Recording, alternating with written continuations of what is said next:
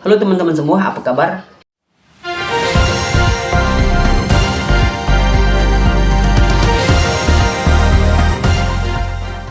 Semoga sehat selalu ya, dan semangat terus dalam bertani maupun berusaha. Hari ini saya akan berbagi sedikit cerita dari pengalaman seorang petani nilam yang sudah lama menekuni dunia pertanian, khususnya di bidang minyak atsiri. Cerita ini sederhana, tapi menurut saya sangat penting, terutama buat teman-teman yang baru memulai dan lagi serius mengembangkan usaha minyak nilam. Jadi begini ceritanya. Beberapa waktu lalu saya ngobrol dengan beliau, seorang petani nilam senior di daerah saya. Di tengah obrolan, beliau menyampaikan satu hal penting yang seringkali lupa diperhatikan oleh para petani pemula, ya seperti saya juga, yaitu pemilihan lokasi tanam.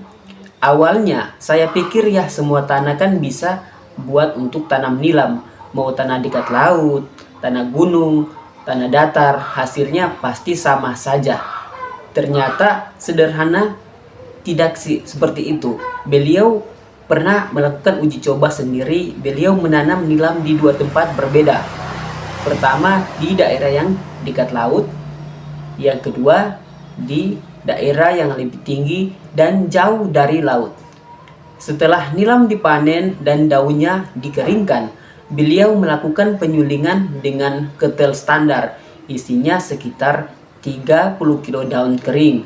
Hasilnya, dari lokasi dekat laut, beliau bisa dapat 1,8 kg. Sedangkan dari lokasi yang jauh dari laut, hasilnya hanya 1,4 kg minyak. Jadi selisihnya 0,4 kg untuk satu ketel kecil saja. Coba bayangkan kalau teman-teman suling ratusan kilo atau bahkan lebih. Selisih itu bisa jadi puluhan bahkan ratusan kilogram minyak. Dan tentunya saja selisih itu berarti selisih uang di kantong kita. Dari situ saya mulai bertanya-tanya, kenapa bisa begitu? Apa karena tanahnya? Atau karena suhu udara di dekat laut itu lebih stabil? Atau mungkin karena tingkat kelembaban lebih pas untuk nilam tumbuh lebih optimal? Memang beliau sendiri belum punya jawaban yang ilmiah. Tapi yang jelas pengalaman tidak pernah bohong. Dan beliau juga pernah menekankan lokasi tanam itu sangat berpengaruh. Beliau juga menambahkan sebaiknya menanam nilam di daerah yang tidak terlalu lembab, terlalu dingin atau di pegunungan yang tinggi. Karena kondisi seperti itu biasanya membuat tanah kurang maksimal dan akhirnya hasil minyak pun turun.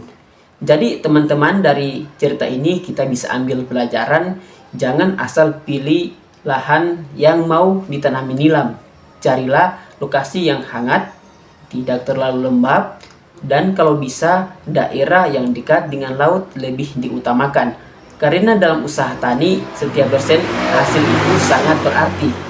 Kalau teman-teman punya pengalaman sendiri, atau mungkin tahu jawaban ilmiah kenapa lokasi dekat laut bisa bikin hasil minyak lebih banyak, ayo kita ngobrol di kolom komentar.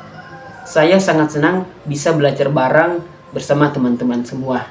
Terima kasih sudah menyimak cerita ini. Semoga bermanfaat dan semoga usaha teman-teman semua diberi kelancaran dan hasil yang melimpah. Terima kasih. Sampai ketemu di cerita dan video berikutnya.